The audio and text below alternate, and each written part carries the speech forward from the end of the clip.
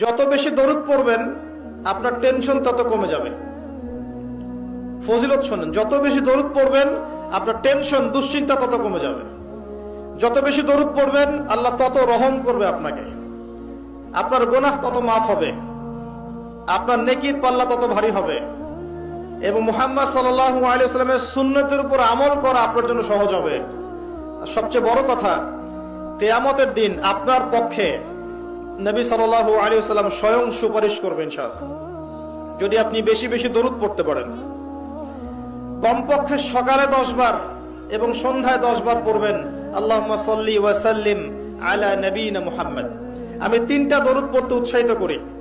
একটা ছোট্ট দরুদ বললাম, আল্লাহুম্মা সাল্লি, বলেন আমার সাথে, আল্লাহুম্মা সাল্লি ওয়া সাল্লিম আলা নবিয়িনা মুহাম্মদ, এটা একটা। অথবা এভাবে বলতে পারেন, আল্লাহুম্মা সাল্লি আলা মুহাম্মদ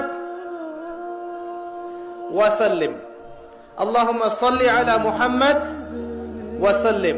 অথবা যেটা আমরা পড়ি, আল্লাহুম্মা সাল্লি আলা মুহাম্মদ ওয়া আলা আলি মুহাম্মদ কামা সাল্লাইতা আলা ইব্রাহিম ওয়া আলা আলি ইব্রাহিম ইন্নাকা হামিদুম মাজিদ। আল্লাহুম্মা বারিক আলা মুহাম্মদ ওয়া আলা আলি মুহাম্মদ কামা বারাকতা আলা ইব্রাহিম ওয়া আলা আলি ইব্রাহিম ইন্নাকা হামিদুম মাজিদ।